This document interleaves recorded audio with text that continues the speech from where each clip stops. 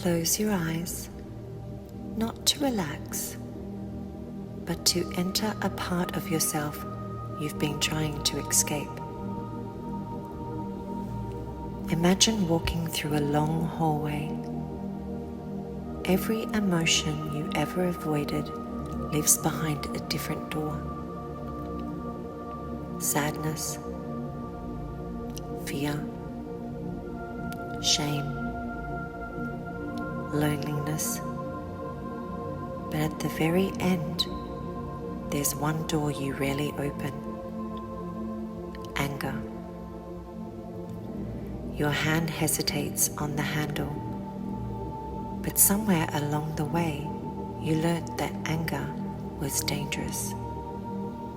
Too loud, too emotional, too much. So instead you swallowed it, turned it inward, covered it with silence, people-pleasing, over-explaining, numbing, self-blame. But anger does not disappear when ignored. It waits. Slowly open the door. Inside the room, you expect chaos.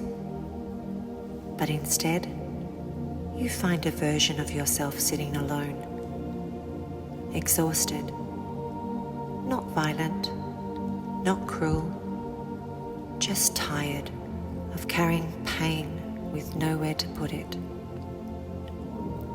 The room is filled with moments you never processed, the times you stayed quiet to keep the peace, the times your boundaries were crossed, the apologies you gave when you were the one hurting,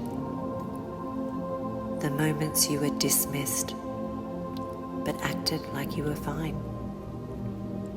And suddenly you realize your anger was never the villain. It was the alarm system, the protector, the part of you screaming, "This hurt me." Walk closer to this version of you. Notice how tightly they're holding on to everything. Ask them gently, what happened to you that made you feel this unsafe? And for once, don't interrupt the answer.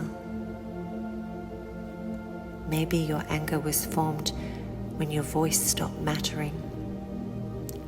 Maybe it formed from years of being misunderstood. Or maybe it formed because nobody noticed how much you were carrying. Now imagine sitting beside your anger instead of fighting it. Not fixing it, not shaming it, just listening. Because healing does not begin when anger disappears. It begins when anger finally feels heard. And as the room softens around you, you notice something unexpected. Underneath the anger is grief. Your younger version of you, a hurt version of you, a version that needs protection long before it knew how to ask for it. Place your hand over your heart and say quietly, "I understand why you became this way. You were trying to protect me, but now you no longer have to carry this alone." The room begins to change, not because anger vanished, but because it no longer needs to carry everything alone. Take one final look around the room. Notice how it feels now. Not completely healed, not completely empty, but softer, lighter, like something inside you can finally loosen its grip. Like a part of you no longer has to fight so hard just to survive. In a few moments, you'll begin returning to the present moment, back into your body, back into the space around you. But before you do, take a slow, deep breath in and gently let it go. Feel the surface beneath you supporting you. Feel the steady weight of your body. Allow your shoulders to soften, your jaw to unclench, your hands to relax.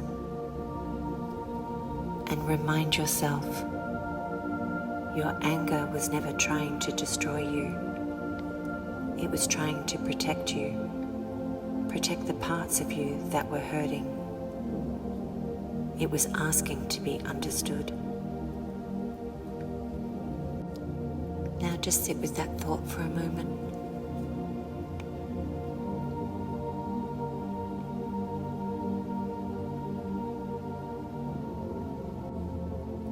Now slowly begin bringing awareness back into your body. Wiggle your fingers, wiggle your toes, taking one final deep breath in. And when you're ready, gently open your eyes.